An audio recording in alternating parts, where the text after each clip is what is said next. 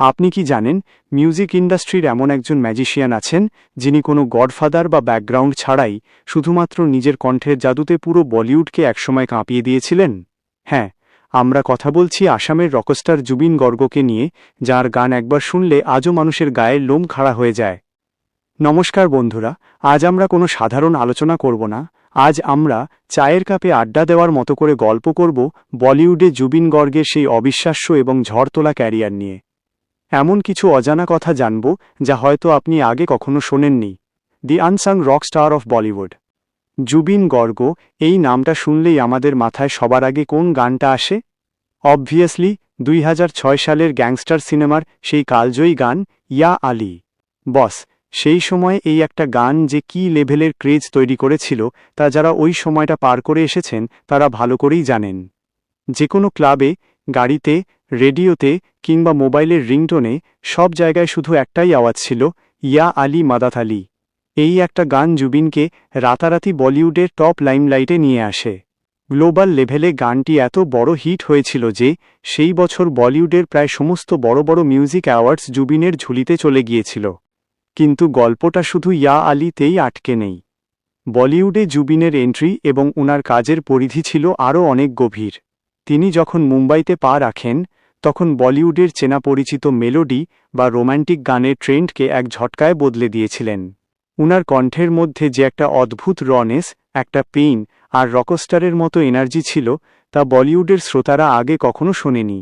প্রীতম থেকে শুরু করে বিশাল শেখর, টপ মিউজিক ডিরেক্টরেরা বুঝতে পেরেছিলেন যে এই মানুষটার গলা সাধারণ নয়, এর মধ্যে এক অদ্ভুত হিপনোটিক পাওয়ার আছে। ইন্টারেস্টিং বিষয় হল, অনেকেই মনে করেন জুবিন গর্গ বোধহয় গ্যাংস্টার সিনেমা দিয়েই বলিউডে প্রথম গান গেয়েছেন। কিন্তু আড্ডার খাতিরে আসল সত্যটা জেনে রাখা ভালো, উনার বলিউডের সফর শুরু হয়েছিল আরও আগে, 2000 সালের দিকে ফিজা সিনেমার মাহিবিয়া গানের ব্যাকগ্রাউন্ড ভোকাল দিয়ে। এরপর কাঁটে সিনেমার জানে কেয়া হোগা রামারে গানে ওনার কণ্ঠের জাদু ছিল। অর্থাৎ ইয়া আলীর বিশাল সাফল্যের পেছনে ছিল বছরের পর বছর ধরে মুম্বাইয়ের মাটিতে উনার করা নীরব স্ট্রাগল। জুবিন যখনই মাইক ধরেছেন তখনই তৈরি হয়েছে এক একটা মাস্টারপিস। ইমরান হাশমির গুড বয় ব্যাড বয় সিনেমার টাইটেল ট্র্যাক হোক কিংবা নাকশা সিনেমার সেই এনার্জেটিক গান জাট ইয়ামলা পাগলা দিওয়ানা, উনার ভয়েসের বৈচিত্র্য সবাইকে অবাক করে দিত। একদিকে তিনি যেমন হাই পিচ রক গান গাইতে পারতেন, ঠিক অন্যদিকে ক্রিশ সিনেমার দিলো তুহি বাতা গানের মতো অত্যন্ত সফট এবং রোমান্টিক মেলোডি গেয়ে মানুষের মন ছুঁয়ে যেতে পারতেন। Music with soul. উনার এই অসাধারণ বলিউড জার্নি এবং এর পেছনের আরও কিছু চমকপ্রদ ঘটনা নিয়ে আমাদের আজকের এই আড্ডা চলতেই থাকবে। আপনি কমেন্ট করে জানান উনার গাওয়া কোন গানটি আপনার সবচেয়ে প্রিয়। বলিউডে জুবিন গর্গের এই রাজকীয় পথচলা কিন্তু মোটেও সহজ ছিল না। মুম্বাইয়ের মতো জায়গায় যেখানে প্রতিদিন হাজার হাজার মানুষ নিজেদের ভাগ্য পরীক্ষা করতে আসে, সেখানে আসামের একটা ছেলে নিজের সম্পূর্ণ আলাদা একটা স্টাইল নিয়ে টিকে গেল। জুবিনের সবচেয়ে বড় প্লাস পয়েন্ট ছিল ওনার ভার্সেটালিটি। তিনি শুধু হিন্দি গান গেয়েছেন তা নয়, তিনি প্রায় 40টিরও বেশি ভাষায় হাজার হাজার গান রেকর্ড করেছেন। কিন্তু বলিউডে উনার গানের যে সিগনেচার স্টাইল ছিল তা অন্য যে কোনো গায়কের থেকে উনাকে একদম আলাদা ক্যাটাগরিতে দাঁড় করিয়ে দেয়। আ লিগ অফ হিজ ওন। আপনি যদি লক্ষ্য করেন 2006 থেকে 2010 সালের সেই সোনালি সময়ে বলিউডে ইমরান হাশমি কিংবা সাইফ আলী খানের মতো তারকাদের ব্যাকগ্রাউন্ডে জুবিনের কণ্ঠ এক অন্য মাত্রা যোগ করেছিল। যেমন হামরাহি সিনেমার গান কিংবা নাকশা ছবির ট্র্যাকিং, জুবিনের সুরের মধ্যে লুকিয়ে থাকা একটা জাদুকরী মাদকতা শ্রোতাদের বারবার উনার গানের দিকে টেনে আনত। মিউজিক ডিরেক্টরেরা জানতেন কোনো গানে যদি গভীর আবেগ আর হাই ভোল্টেজ ড্রামা ফুটিয়ে তুলতে হয় তবে জুবিন গর্গ ছাড়া অন্য কোনো বিকল্প নেই। কিন্তু আড্ডার সবচেয়ে বড় টুইস্টটা হল ওনার অ্যাটিটিউড। জুবিন কখনোই সাধারণ বলিউডি গায়কদের মতো গণ্ডির মধ্যে বন্দী থাকতে চাননি। তিনি ছিলেন মনে প্রাণে একজন স্বাধীন শিল্পী, একজন আসল রকস্টার। অনেক সময় দেখা যেত বলিউডের বড় বড় প্রোডাকশন হাউজের অফার বা বড় বড় লাইমলাইটের সুযোগ থাকা সত্ত্বেও তিনি নিজের শর্তে বাঁচতে পছন্দ করতেন। তিনি শুধু প্লেব্যাক সিঙ্গার হিসেবে থাকতে চাননি, নিজের মিউজিক কম্পোজ করা এবং নিজের মতো করে সুরের সৃষ্টি করাটাই ছিল উনার আসল প্যাশন। বলিউডে এত বড় ধামাকা করার পর উনার জীবনের একটি অত্যন্ত রোমাঞ্চকর মোড় আসে যা সবাইকে অবাক করে দিয়েছিল। সেই অবিশ্বাস্য কাহিনী এবং বলিউডের মূল স্রোত থেকে উনার আকস্মিক সিদ্ধান্তের পেছনের আসল সত্যিটা কী তা আমরা জানব আমাদের এই আড্ডার ঠিক পরের অংশে।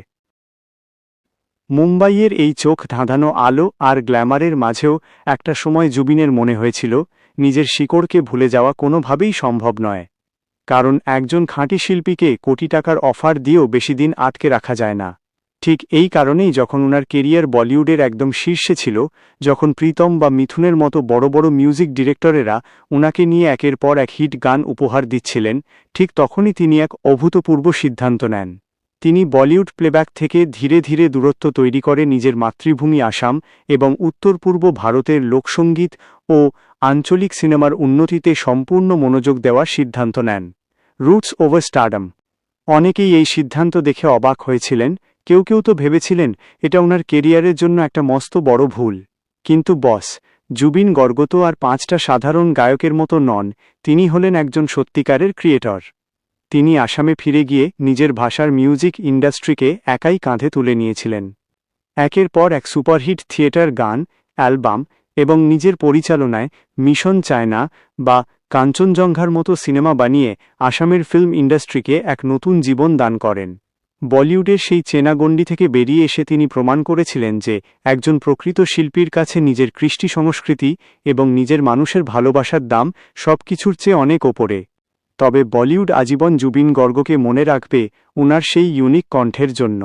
আজ যখনই আমরা 2006-2007 সালের সেই সোনালি মেলোডির দিনগুলোতে ফিরে যাই, আমাদের অজান্তেই উনার সেই গভীর ও মাদকতায় ভরা কণ্ঠ মনকে ছুঁয়ে যায়।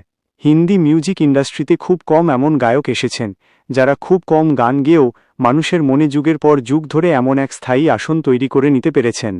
জুবিন গর্গের সেই এনার্জি আর সুরের ম্যাজিক আজও নতুন প্রজন্মের গায়কদের অনুপ্রাণিত করে চলেছে।